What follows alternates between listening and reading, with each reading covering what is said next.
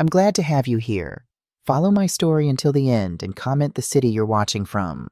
I love you so much I walked into Lavetta expecting nothing more than a quiet plate of pasta, a glass of wine, and maybe a little tiramisu to keep me company. My daughter had canceled our dinner that morning. Her text short and sweet. Something came up. Let's reschedule. But the moment I stepped inside, I saw her. She was sitting at a candlelit table near the window, laughing like a schoolgirl over a glass of champagne. Beside her, my son-in-law, his parents, and a table full of plates that looked like they belonged in a magazine spread. The sound of her laughter felt like a slap, not because she was happy, but because she'd worked so hard to make sure I wasn't there to share it. I stood frozen by the host stand, my coat still damp from the drizzle outside. Before I could move, the waiter, sweet familiar Marco, smiled and said, "Mrs. Wallace, good to see you." The usual table. And don't worry, we'll put it on your card like always. The words hit harder than the sight of her. Your card like always. My pulse went cold. That card had been for emergencies, groceries when the baby was born, gas money during Sarah's unpaid maternity leave. I had handed it to her without a second thought, because that's what mothers do when their child says they're struggling. I had never once asked how she used it. Now, looking at the designer bag she'd once claimed was second-hand and the gold watch glinting on Derek's wrist, I realized this wasn't an accident. This wasn't a one-time slip. I thought about the dinners I'd missed in the past year, the 2 busy weekends, the next time holidays. Had they all been spent like this? My daughter playing hostess with my money while I sat home wondering what I'd done wrong. The hostess offered to seat me, but my legs felt rooted to the floor. I watched her, my own child, lean in to whisper something to her mother-in-law, both of them giggling over whatever private joke they shared. My chair at that table had been quietly given away a long time ago. I stayed where I was, half hidden by a potted olive tree near the host stand, my coat still clutched tight around me. My pulse thudded in my ears, the clinking glasses and low murmur of the restaurant fading into background noise. All I could hear was Marco's voice from moments ago. "On your card like always." It pulled me backward in time to the afternoon I'd handed that card to her. She'd stood in my kitchen, baby on her hip, eyes brimming with tears. "Mom, I don't know how we're going to make it this month. Groceries, formula." Derek's check was short, and she'd stopped, biting her lip like it hurt her to even ask. I'd felt such a rush of maternal purpose. Of course she'd come to me. Of course I could help. I'd opened my wallet, slipped the shiny silver card into her palm, and said, "Just for emergencies. Sweetheart, I trust you." That word trust sat bitter on my tongue now. I thought of the Sunday dinners we used to have, the way she'd always call me Mama when she wanted a second helping of roast potatoes, the birthday toast where we'd lock eyes and I'd feel certain she knew how much I loved her, the late-night calls when she'd say she just needed to hear my voice. Those memories jostled against the scene in front of me, her leaning toward Derek's mother, laughing like she belonged more to that family than to me. My mind kept flicking between the 2 images, past and present, like someone shuffling cards in a cruel magic trick. I'd always told myself she was busy, that if she seemed distant, it was because life was overwhelming for her. New baby, new house, a husband trying to make his career work. I'd never once considered that the distance was deliberate, that maybe I wasn't being overlooked, maybe I was being cut out, and now here was the proof. She hadn't just canceled on me, she'd replaced me. I felt the first hot spark of anger push through the hurt. I'd spent years covering little gaps for them. A late rent check here, new coats for the kids there, no fanfare, no lectures, just quiet help. I told myself it was love. That's what love was, wasn't it? Showing up even when no one clapped for you. But as I watched them clink glasses over whatever they were celebrating, I realized love without respect is nothing but servitude. And I'd been a very well-trained servant. I pressed my palm against my chest, forcing a steady breath. I couldn't confront her here. Not yet. I needed to understand the full picture. How long had this been going on? How much had they taken? And most importantly, How could I make sure it never happened again? Somewhere between the shock and the slow, creeping clarity, I understood one thing with absolute certainty. Tonight wasn't about reclaiming my seat at their table. I shifted just enough to see around the olive tree without catching her eye. They were halfway through a bottle of wine I knew by heart. Barolo, the one that cost nearly $160 a bottle here.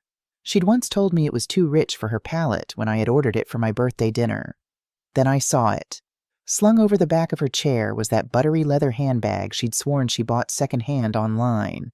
I'd believed her because I wanted to, but even from here, I could see the stitching, the sheen.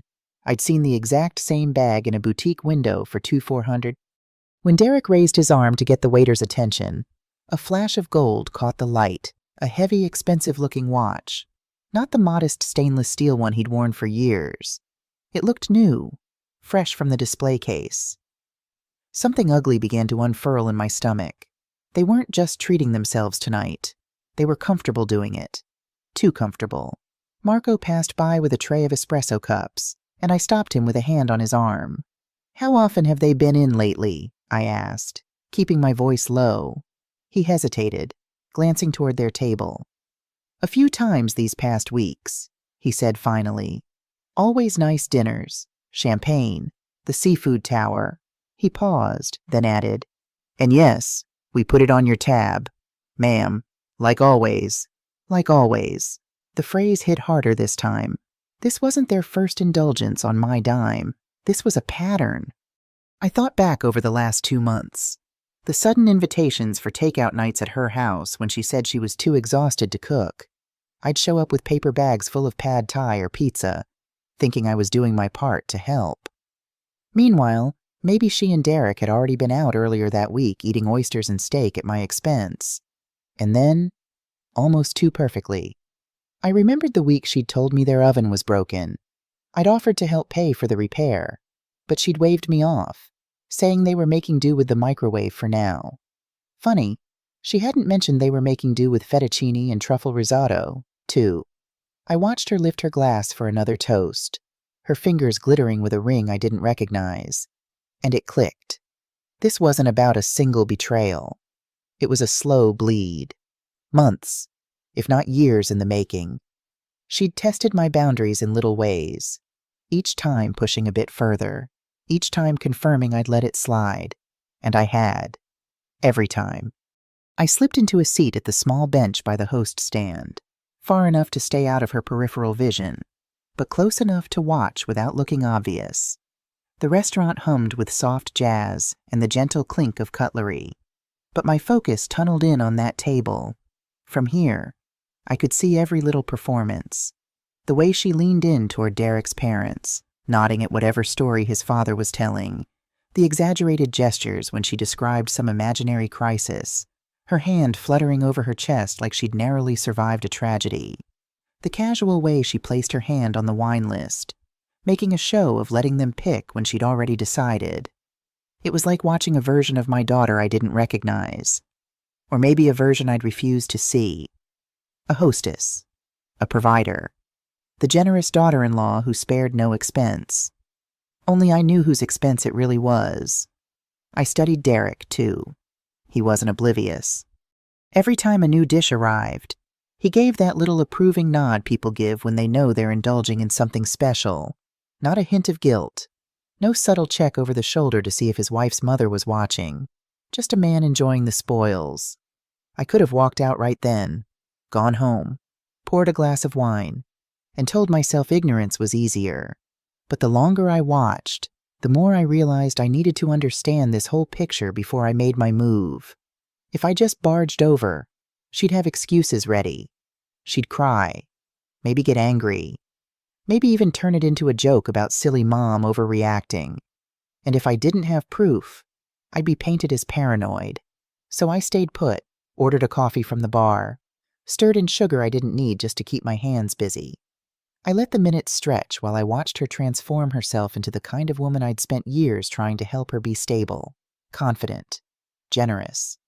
The difference was she'd built it all on a foundation of my money. I thought of the times she'd turned down my invitations for dinner, claiming she needed a quiet night in. Of the weekends, she said Derek was working late, so she couldn't make the drive to visit me. How many of those nights were actually spent in places like this, in outfits I'd never seen, wearing jewelry I hadn't bought every new bite of food she took, every glass of wine she poured. Every bright false laugh added another layer to the truth settling in my chest. She'd been living in a world I funded without ever being invited inside it. I took a slow sip of my coffee, tasting nothing, feeling everything. They thought they were untouchable, that my love was a bottomless well they could draw from forever without ever looking down to see if I was still there. I gathered my courage and approached the tall man in a crisp white shirt and black tie, standing near the bar Gabriel Rodriguez, the manager. I'd known him for years. He'd always greeted me warmly when I came in for my quiet dinners. "Gabriel," I said softly, "I need your help with something." Sensitive, his eyes flickered with recognition, and he guided me to a quiet corner. "Of course, Mrs. Wallace, what can I do for you? Would it be possible to print me a list of recent charges made to my account here?" I asked, my voice steadier than I expected. His polite smile faltered. "May I ask why?" I didn't flinch. "Because I believe someone's been using it without my authorization, and because the account is in my name." His brows drew together, but he nodded. "If you can show me identification, I'll see what I can do." While he disappeared into the back, I glanced toward their table. My daughter was showing Derek's mother something on her phone, laughing so hard she had to dab at her eyes with her napkin. I couldn't remember the last time she'd laughed like that with me. Gabriel returned a few minutes later, sliding an envelope onto the bar discreetly. "I'm not supposed to release this," he said quietly, "but I understand the situation. Please, just be careful." Inside were printed receipts from the last 2 months. My eyes moved down the list. October 3rd, $462. Seafood platter, champagne. October 15th, $380. Barolo, prime rib, lobster ravioli. October 27th, $512. Caviar service, tiramisu, multiple cocktails. November 4th, $298.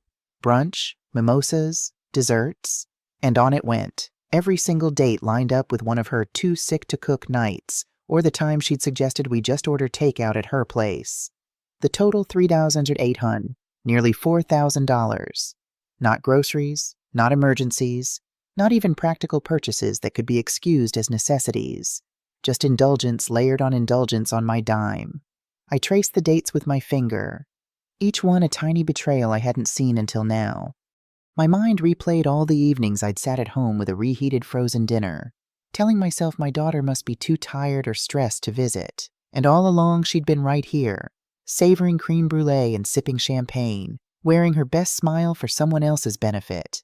A part of me wanted to march over, throw the receipts down in front of her, and demand an explanation. But another part, the part that had been quiet for too long, told me to wait. This wasn't just about tonight. This was a bigger picture, and I needed every piece of it before I made my move. I slipped the envelope into my purse, the paper edges sharp against my fingers. Information was power, and now I had the beginnings of a weapon.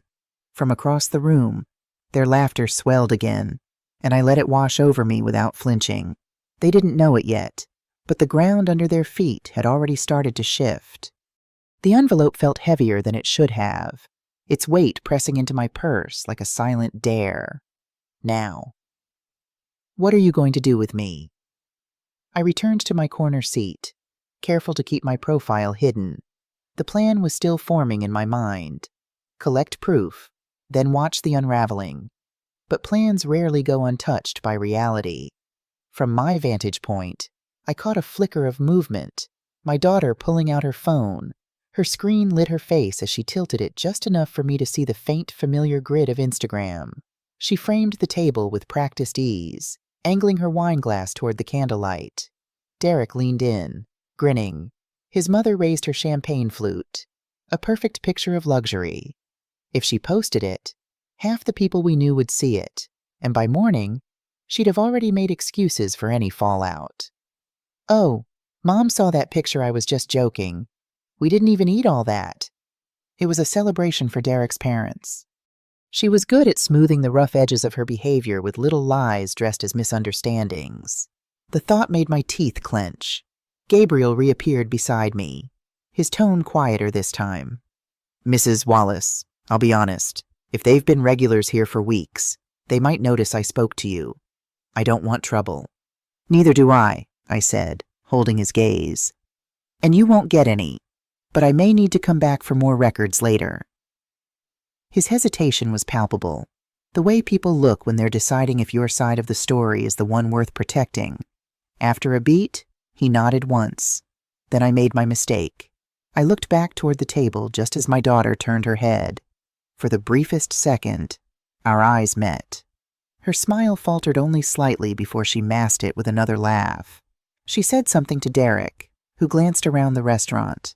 I dropped my gaze to my coffee, my heart rate kicking up.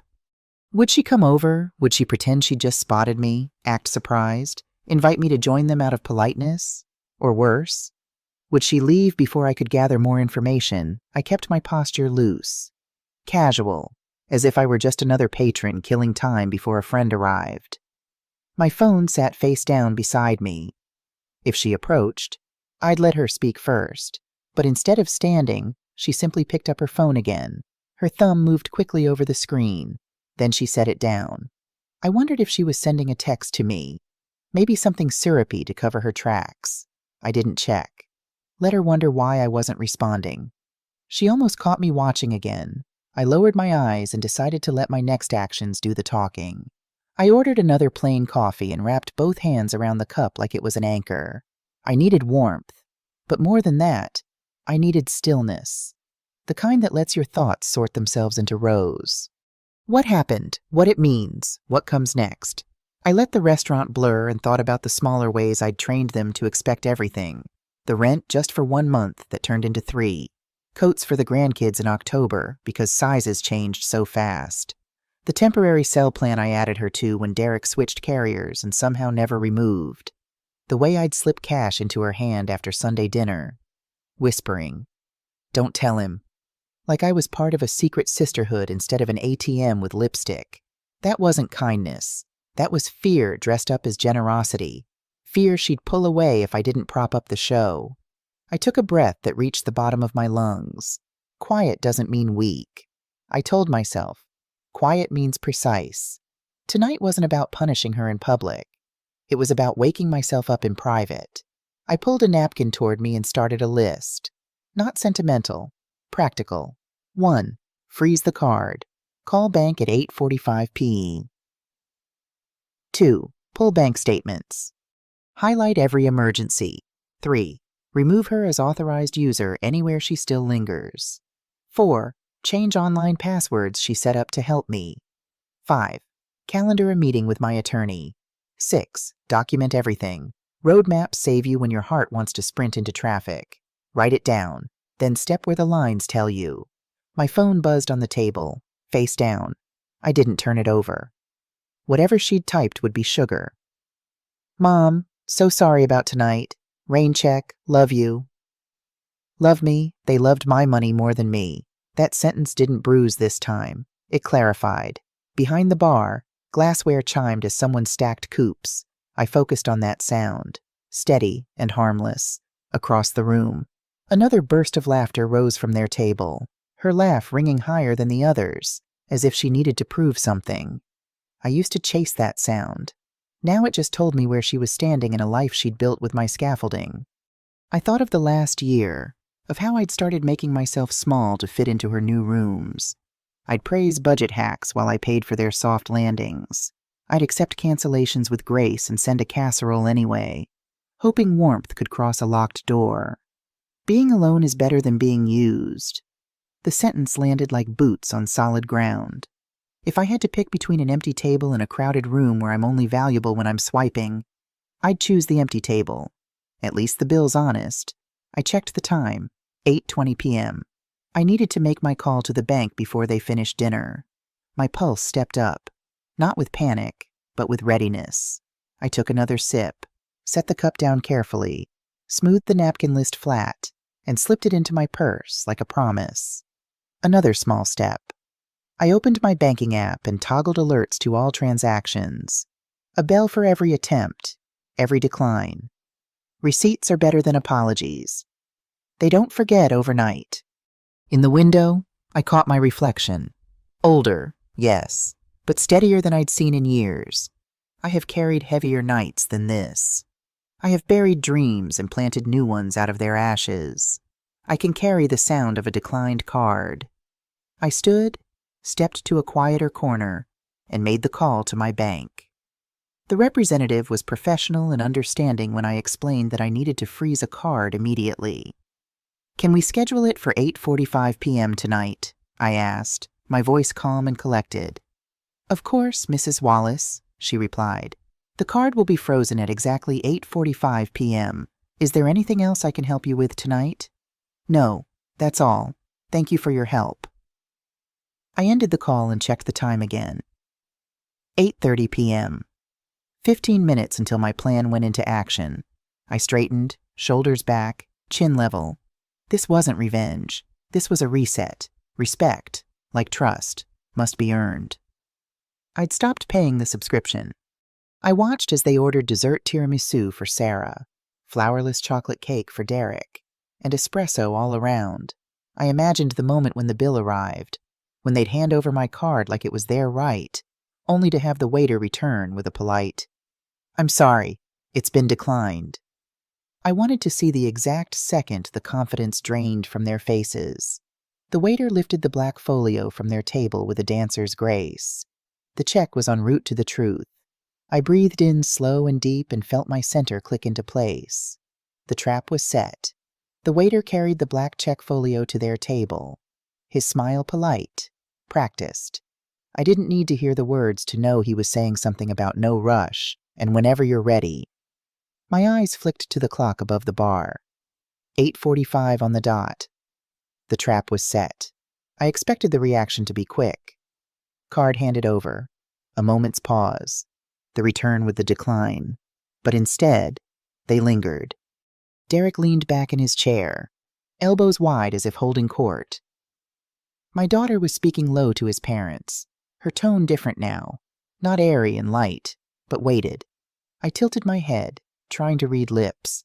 Maxed out was easy to catch, then credit cards, then savings. Derek's voice dropped so low I could barely make out the words, but the phrase "on life support" reached me clear as a bell.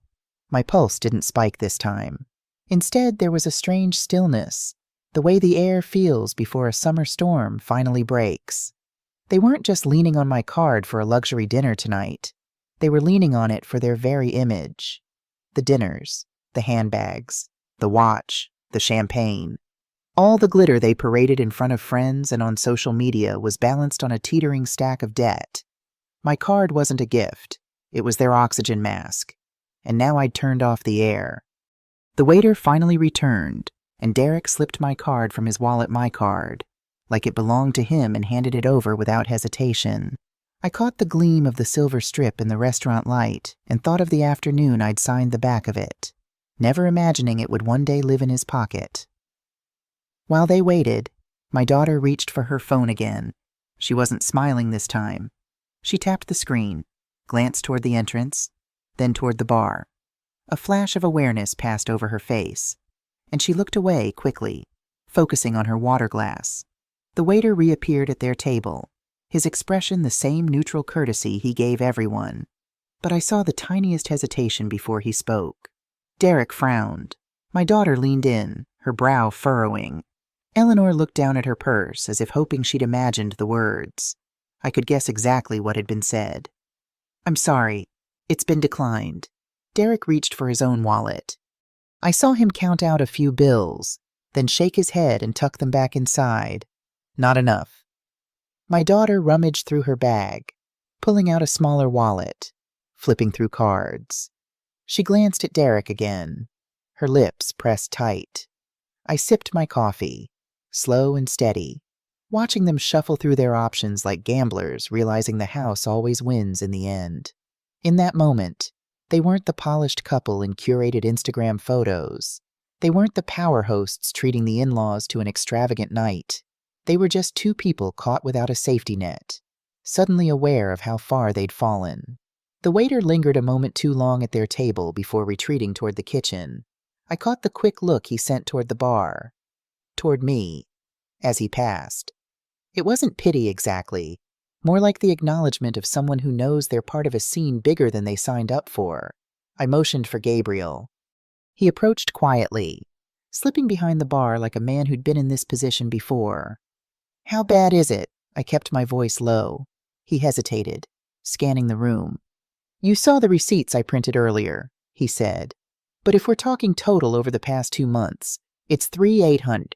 Every charge at the highest end of the menu, champagne, imported seafood, wine by the bottle, not the glass." My stomach sank, but not from shock. I think part of me already knew the number would be obscene. This wasn't about one dinner. It was about a lifestyle they couldn't afford, dressed up as tradition, hosted on my generosity. "They never order simply," he added. "It's always for show for the table. And they always mention that Mom's taking care of it. Mom, not my mother-in-law, not a friend. Mom, like my name was just another accessory to pull out when it fit the image." I thought of all the groceries that $3,800 could have bought, the home repairs I'd been putting off, the small trips I'd told myself I couldn't justify. It wasn't just the money, it was the choice. Their choice to spend it in ways that kept me outside the picture. Across the room, I saw Derek checking his watch, his jaw tight. My daughter was leaning in toward her mother-in-law, whispering quickly, her face pale. She wasn't touching her champagne anymore. The bubbles had gone flat. I wondered if she was tallying up in her head the nights they'd used that card, realizing each one had led her here, to this moment, in this restaurant, with me sitting a few yards away. The irony wasn't lost on me. All that money spent trying to look untouchable, and now they couldn't even touch the check without my say-so. Gabriel's voice brought me back. "Do you want me to call them a cab when this is over?" he asked. I shook my head. "No, let them figure that out." He gave a small, knowing nod before stepping away. I stayed seated, my coffee now cold, my hand still wrapped around the cup. I didn't feel guilty, not even a little. They had counted on me to be the quiet, unquestioning provider, and I had been until tonight. Gabriel had just confirmed it. $3,800 burned on my emergency card, and the check was coming due like a thunderhead. I'm not impulsive by nature. I'm methodical. I folded the printed receipts so the total showed on top, slid them into the envelope, then opened my phone and took photos of each page. Front, back, date visible. I emailed them to myself with the subject line, "Non-authorized charges, Lavetta evidence. Copies live in 3 places, don't disappear. Quiet doesn't mean weak, it means documented." Then I tapped the bank app. Alerts set to all transactions. Location share off, Face ID on. The freeze still set for 8:45 p.m. Blue toggle glowing like a tiny blade. I checked the time. 8:46 p.m. The card was now frozen. I caught Marco as he passed with espresso. "Quick timing question," I said lightly. "When do they usually ask for the check, before or after dessert?" He glanced toward their table. "After dessert, ma'am. They like to linger, but the waiter already dropped the folio. He'll return any minute." "Perfect," I said, and I meant it. I did one more small protective thing. I texted myself a note. Witnesses present. Manager Gabriel Rodriguez. Tall, dark tie. Waiter, curly hair, blue eyes. Marco, time of decline, 8:45 p.m. If anyone tried to spin this later into me being hysterical, I'd have more than memory to stand on. I shifted to a two-top in their line of sight. Not too close, not confrontational. If you want power back, you don't beg for a seat. You choose your vantage point. I set my coffee down, centered the envelope in front of me like a placard, and straightened my shoulders. My hands didn't shake. Not anymore. Across the room, my daughter wasn't laughing now. She was whispering to Derek, chin tucked, eyes darting. His parents sat very still, the way people do when they sense a fault line under the tablecloth. I felt a flicker of something that wasn't quite pity. Call it recognition. I'd felt that sting the moment you realize the person you counted on has decided to count for herself. The phone buzzed. A banner slid across the screen. Attempted transaction $612. Declined. Then another. Attempted transaction $74. Declined. The tiny bells I had armed earlier rang like distant church chimes. Clean. Final. I breathed slow and deep. This was not about humiliating her. It was about ending the habit she'd built on my back. You only miss me now that I said no. The waiter reached their table. I watched the choreography. Polite apology. Card presented. Another apology. A glance toward the manager. My daughter's mouth formed an O, then a flat line. Derek argued. Gestures small but sharp, then opened his own wallet and did the math men do when they finally hit the bottom. His mother touched her pearls. His father studied the bread plate like it could offer solutions. I checked my list on the napkin. My roadmap through hell. Card frozen. Evidence saved. Alerts on. Position chosen. Voice steady. The last item I added now, speak once. Speak clearly. No revising history at the table. I slid the envelope into my purse. Left the flap showing. I wiped an imaginary crumb from the table. An old habit from 1,000 dinners I'd paid for and cleaned up after. Then I lifted my gaze and let her see me. Her eyes widened. Color drained. There it was. The crack in the mask. For a second, I saw my little girl, guilty over a broken vase.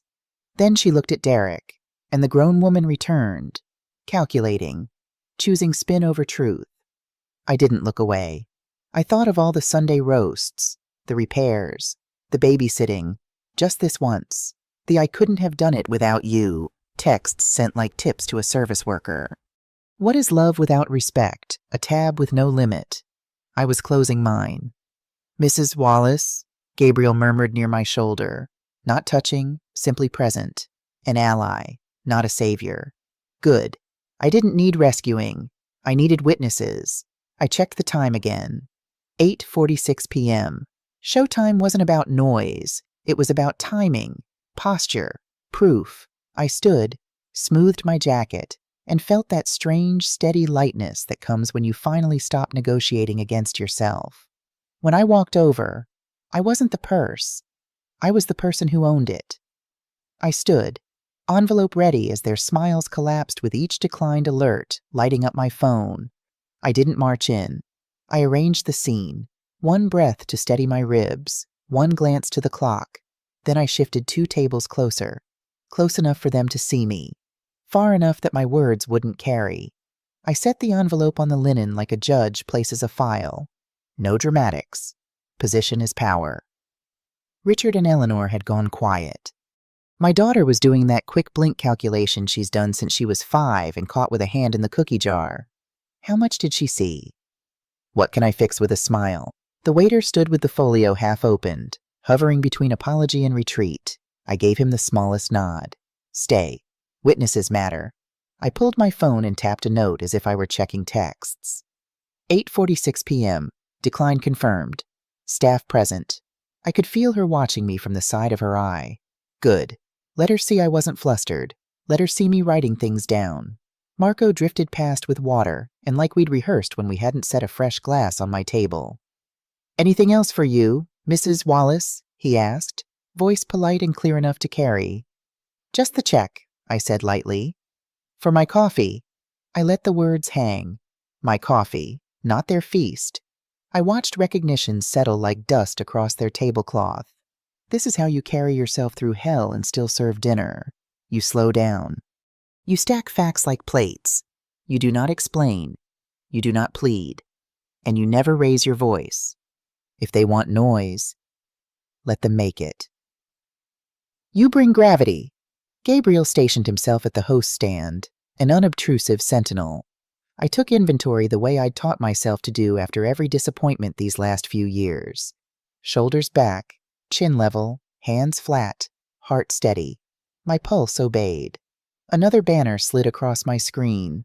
Attempted tip adjustment $6.12, $0. Declined. A dry laugh almost escaped me. Not generous even when cornered. Of course, my daughter reached for her phone, then thought better of it and put both hands on the table like a student at a parent-teacher conference. Derek muttered to the waiter, I caught stray words. Misunderstanding? Same card? We've been here all month. The worst thing about entitlement is how ordinary it sounds when it thinks it's reasonable. I let the anger pass through me without lodging. Love without respect is a leash. I'd slipped mine. Being alone is better than being used. Say it. Breathe it. Let it make room in your chest. I slid a single sheet from the envelope and placed it on my bread plate, the summary page with dates, times, totals. I didn't need to wave it. I just needed it visible. Paper has a way of silencing fairy tales. Across the room, a couple at the window pretended not to notice, but kept glancing up. Community forms fast when truth walks in wearing a plain dress. I wasn't humiliated. I wasn't hiding. I was here. A tiny part of me remembered braiding her hair the night before her first dance, how she turned in the mirror and asked, "Do I look like someone worth choosing?" It hit me then she'd been answering that question with other people's money for years. Poor girl. Poor me for letting it go on this long. The waiter closed the folio softly, a signal that choices had to be made. Derek touched his watch again, as if time might mint cash. My daughter finally looked straight at me and didn't look away. There it was. Not panic, not even shame. Recognition. She knew exactly what this moment meant. Quiet doesn't mean weak. Quiet means you set the terms. I tucked the envelope back into my purse so the flap showed and lifted my water to my lips. When I set it down, I arranged the napkin with the same calm I'd use at Sunday dinner. I wasn't going to chase her into a story she could control. I would invite her into the truth. One last checklist in my head. Card frozen, proof printed, witnesses present, posture steady, words chosen. No monologues, one clean sentence, then silence. Let them fill it with whatever they can afford. I let her hold my gaze for 3 beats, long enough for the past to flash between us, short enough not to drown in it. Then, without hurry, I rose from my chair and turned slightly so the whole table could see me. Right on cue, I saw the flicker in the waiter's eyes before he even spoke. He'd swiped the card, walked 3 steps back toward their table, and returned with that polite apologetic tilt of the head that always means bad news. "My apologies, sir. The card has been declined." It was almost comical the way they froze. Sarah's fork hovered midair, the scallop it held wobbling. Derek blinked twice, slow and deliberate, as if the waiter had just spoken in another language. Richard and Eleanor glanced at each other, a brief, sharp exchange of looks, wealthy adjacent people who suddenly felt the floor tilt. From where I sat, I saw her try to recover. She leaned toward Derek, voice low, lips moving fast. He fished for his wallet, then stopped to scroll on his phone, probably checking the banking app. I imagined the notification staring back at him. Guarantor removed. Account frozen. That was my cue. I stood unhurried, my chair scraping the floor just enough to pull their attention.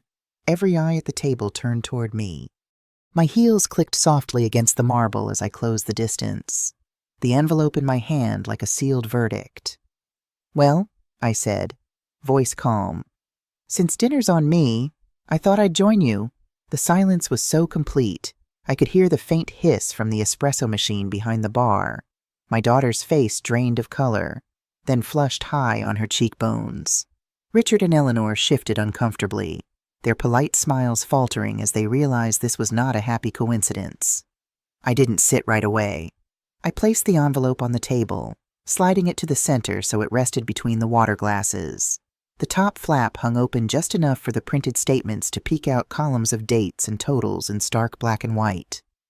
"This," I said, tapping the paper with one fingertip, "is every charge made on my emergency card in the last 2 months. Luxury dinners, handbags, wine nearly 3,800 and not a grocery bill in sight." My daughter opened her mouth. I lifted my hand, palm out, not loud, not forceful, just enough to stop her. "I gave you that card for when you were home with the baby and couldn't work. I thought you needed help. I did not give it to you to entertain yourselves and your in-laws while telling me you couldn't afford to have me over for Sunday dinner." The air between us tightened. Derek tried to speak, but Eleanor's hand landed on his wrist, silencing him. She was quicker to read the room. The waiter still stood there, folio in hand. I glanced at him, then back at the table. "You'll need to settle this yourselves. I've already closed that account." Her voice finally came, shaky and thin. "Mom, you could have just—" "No," I cut in, my tone firm but even. "I could have kept pretending, but that ends tonight." I eased into the empty chair beside Eleanor, crossing my legs and folding my hands in my lap. I wasn't here to shout. I was here to end a habit. My habit of paying for what I wasn't getting in return. My habit of mistaking financial support for love. Derek cleared his throat. "We can talk about this later." "There's nothing to discuss," I said. "The numbers are right there, and so is my decision." The awkward silence stretched. Silverware clinked faintly as the waiter shifted his weight. My daughter stared at the receipts, but her eyes kept darting to my face like she was looking for the old softness she used to talk her way out of trouble. I didn't lean forward. I didn't lower my voice like I was sharing a secret. I wanted every word to sit plainly between us, heavy enough that they couldn't brush it aside. "This," I said again, tapping the envelope, "is the last meal you'll ever have at my expense. No theatrics, no raised voice, just the truth placed squarely in the middle of their table. The way you set down a bill that needs paying."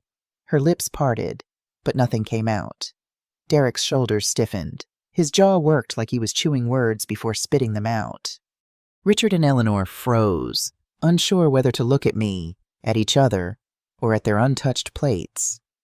"You replaced me tonight," I continued, keeping my tone even. "You told me dinner was canceled, and here you are hosting your in-laws, drinking champagne, eating scallops on my dime, and you've been doing it for months." The words landed like stones dropped in water, small ripples that widened the longer the silence stretched. Derek tried again. "Look, maybe there's been a—" "No," I said. "There hasn't. The bank statements are right there. The dates match the nights you told me you were too tired to cook, or that you were sick. All while you were here, or somewhere like it, running up charges and letting me believe it was necessity." Sarah's hands trembled as she reached for her wine glass, but she didn't drink. She set it back down and pressed her palms to her thighs. "Mom, You don't get to smooth this over," I said quietly. "Not with Mom, and not with excuses. You've taken advantage. You've lied. And worse, you've made it normal." The truth hung there, raw and unpolished. No one moved. Even the waiter, still holding the folio, stood as if rooted in place. Eleanor cleared her throat.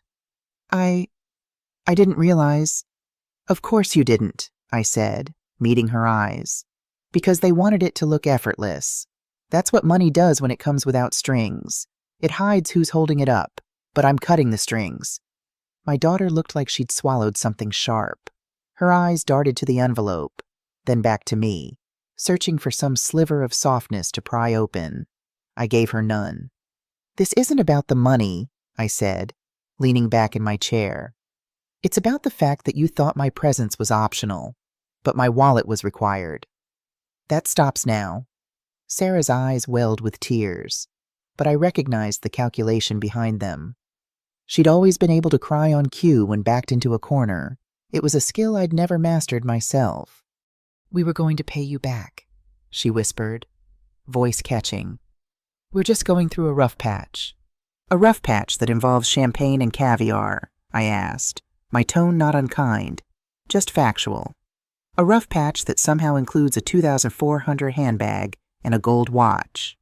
Derek's face darkened. "Those were gifts." "From whom?" I asked, knowing the answer. Sarah looked down at her hands. From each other." I let the silence expand, the kind that forces truth to the surface like air bubbles in water. "Gifts paid for on my emergency card," I said finally. "Gifts you gave each other while telling me you couldn't afford to fix your oven." Eleanor gasped softly. Richard's face had taken on a rigid quality, the look of someone witnessing a car crash in slow motion. "Did you know," I said, addressing them directly, "that while your son and daughter-in-law have been hosting you at these lovely dinners, they've told me repeatedly they're struggling? that they can't afford to visit, can't afford repairs, can't afford the basics. Eleanor's eyes widened. But they just took us to the Hamptons last month. We stayed in a beachfront property. The revelation hung in the air like smoke. Sarah's tears dried instantly. Her gaze darted to Derek, whose face had gone from dark to thunderous. I had no idea, I said, my voice steady despite the fresh betrayal.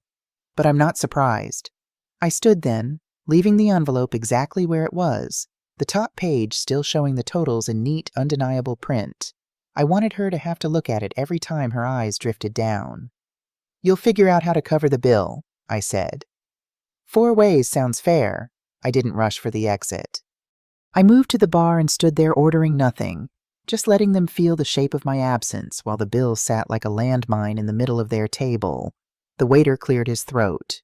How would you like to settle, sir? He asked Derek. Split it evenly, I called over my shoulder, my tone light but carrying. 4 ways. Derek twisted in his seat, his face tight. That's ridiculous.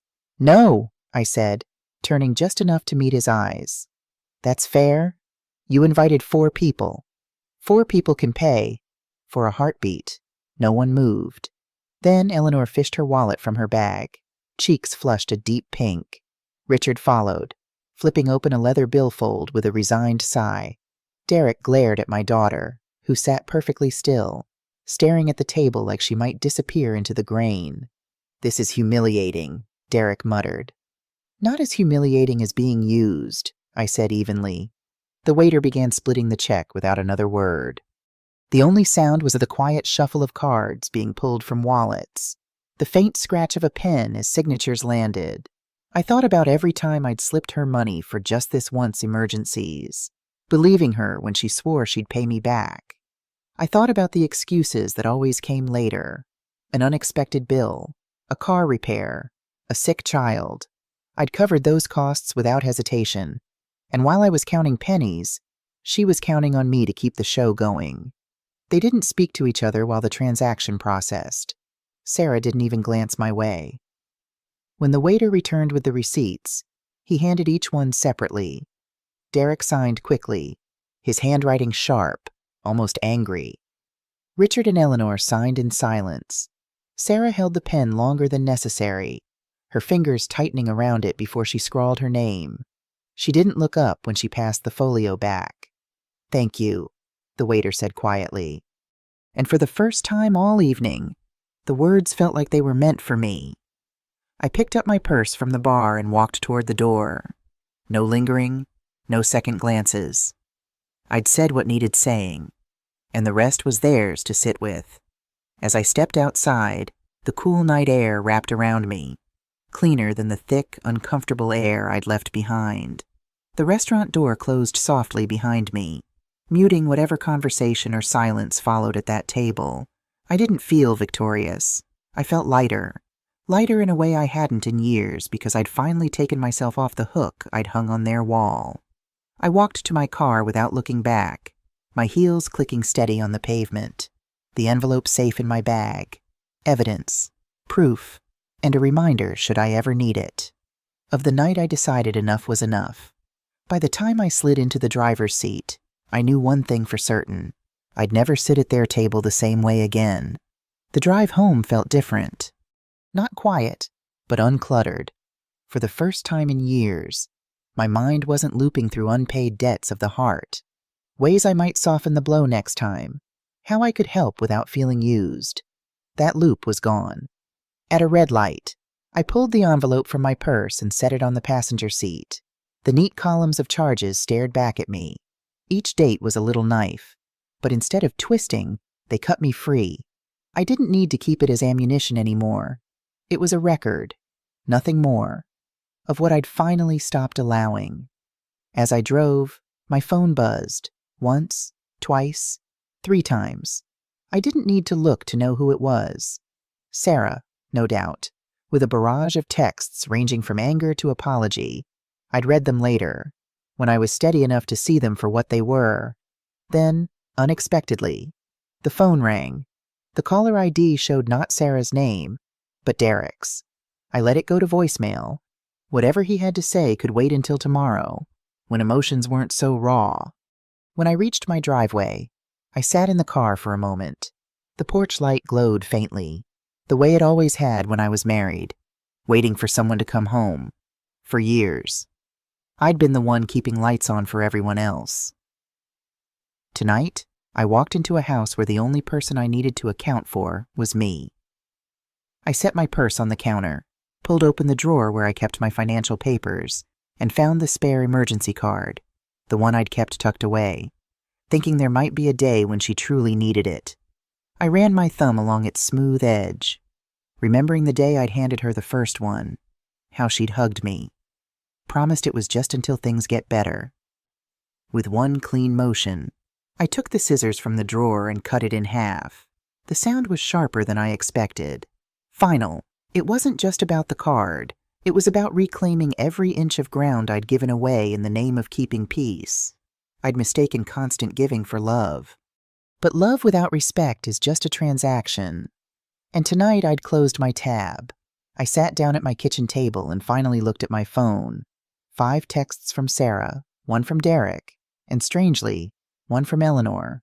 Sarah's messages ran the gamut I'd expected. Mom, please call me. We need to talk. You completely misunderstood the situation.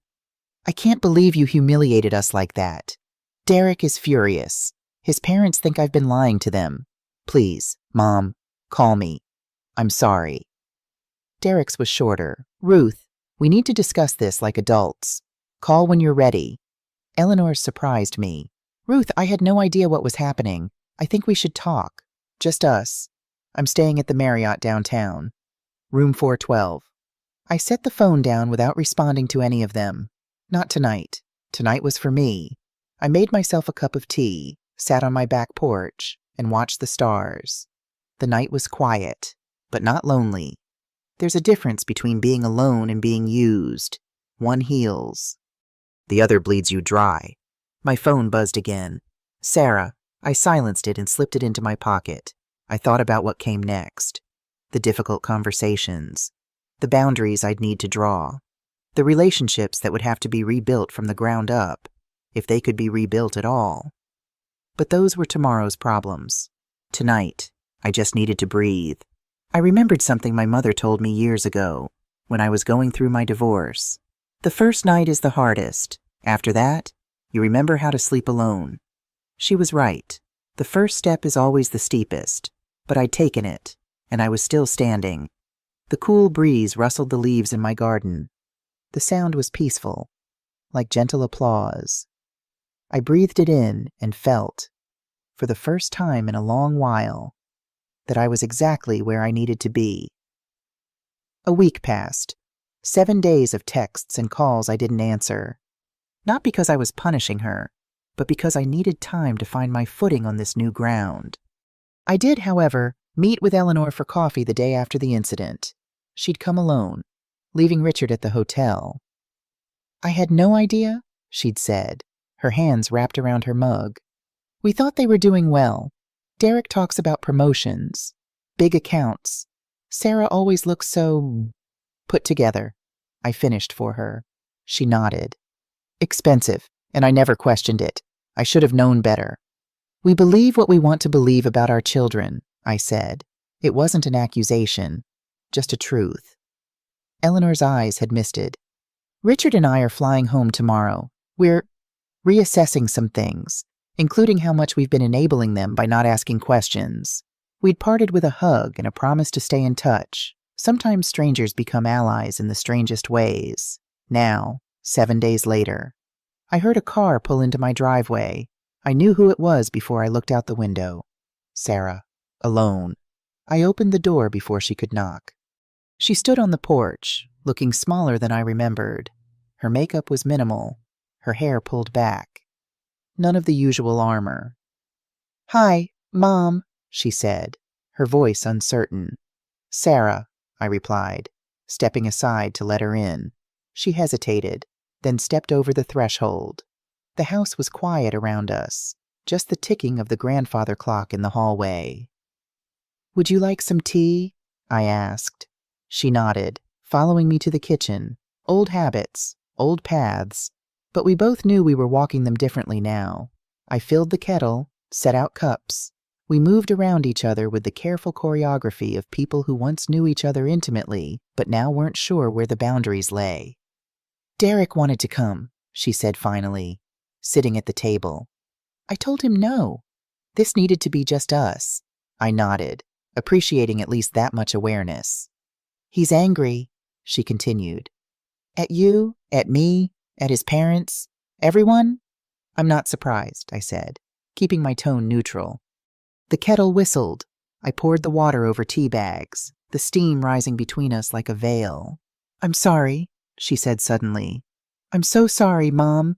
I set the cups down and took a seat across from her. For what exactly? I asked.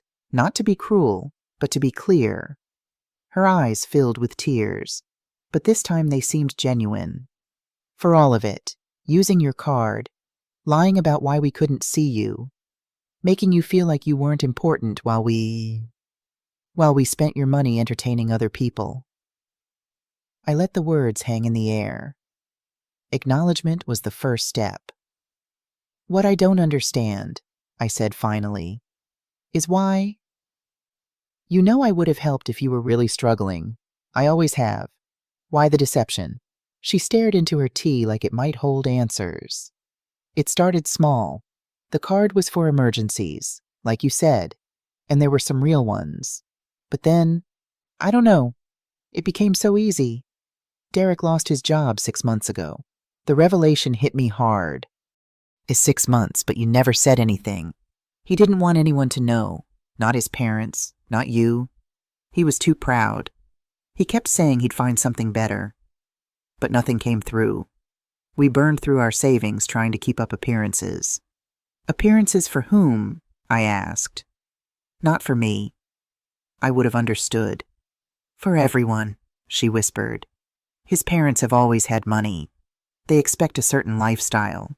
And our friends? Everyone's always posting their perfect lives online. Perfect homes. Perfect vacations. It felt like we were falling behind.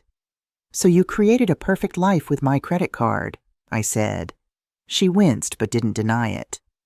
I told myself it was temporary, that we'd pay you back when things turned around. But it just kept escalating.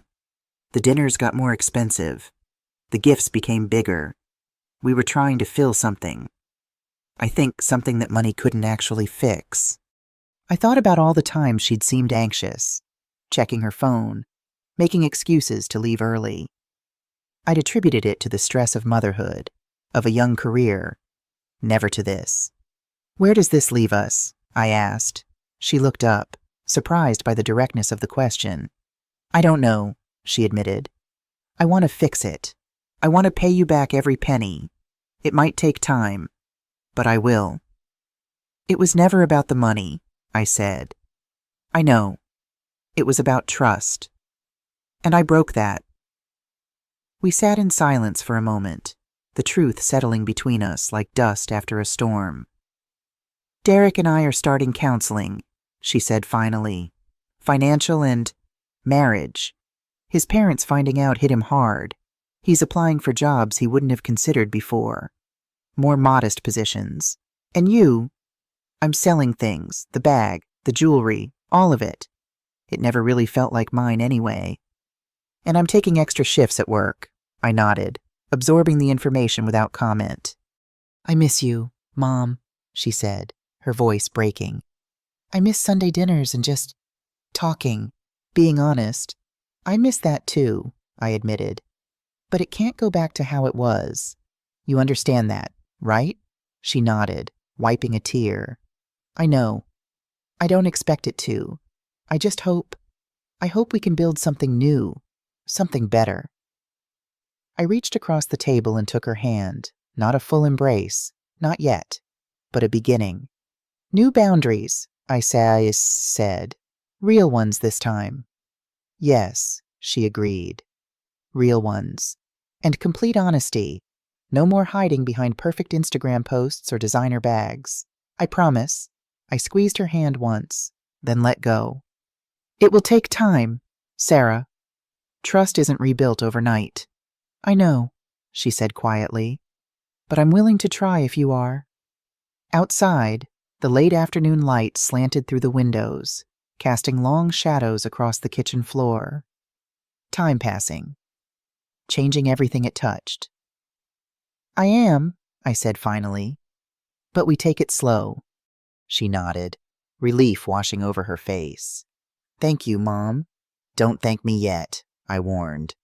The road back is longer than the road out, but as I looked at her, my daughter, stripped of pretense, sitting in the same kitchen where she'd once stood with a baby on her hip asking for help, I felt a flicker of hope, not for what was, but for what could be. A relationship built on truth instead of transactions. Love with respect, not just need. It would be different, but different didn't have to mean worse. Over the next months, we found our way toward a new normal. Sarah and Derek sold their oversized house and moved into a modest townhome closer to my neighborhood. The baby, my grandson.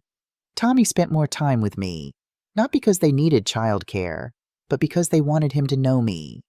Eleanor called every few weeks, a friendship neither of us had expected blossoming across the miles.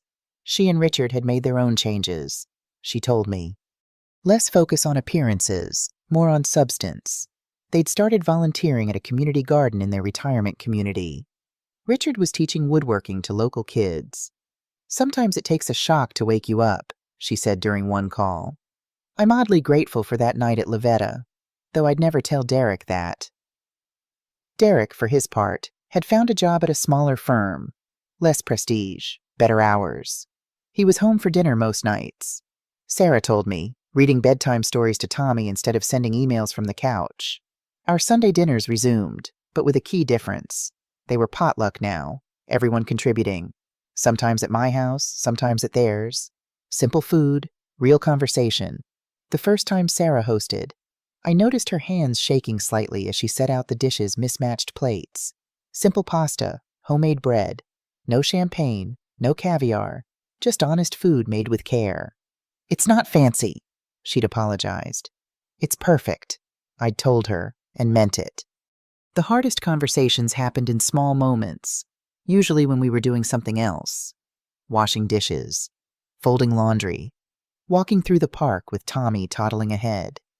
I was jealous, she admitted once, as we deadheaded roses in my garden. Of the way Derek's parents lived, the ease they had with money. I wanted that for us. For Tommy. Money doesn't make parenting easier, I said. Just different problems, she nodded, clipping a spent bloom. I know that now, but I wanted to be impressive. To them, to our friends, to myself, maybe. And now, she'd looked at me then, really looked. Now I want to be trustworthy. That seems more important. I held her gaze, seeing the daughter I'd raised and the woman she was becoming. Not perfect. None of us are. But trying. It is. I agreed. Trust grew back slowly, like a garden after winter. Not all at once. And not without setbacks. There were still moments of tension, old patterns threatening to resurface. But we were both vigilant now, recognizing the signs. My boundaries remained firm. No more loans, no more emergency cards. But I found other ways to support them that didn't involve money. Babysitting Tommy while they attended financial counseling. Teaching Sarah to cook budget-friendly meals from scratch. Listening without judgment as they navigated their new reality. Derek struggled the most with the changes. His pride had taken the hardest hit, and rebuilding his relationship with his parents proved challenging. But I saw small shifts in him, too. Less arrogance, more humility. He started joining me in the garden occasionally, learning the patience it takes to grow things from seed. My father never taught me practical skills, he confessed one afternoon as we staked tomato plants.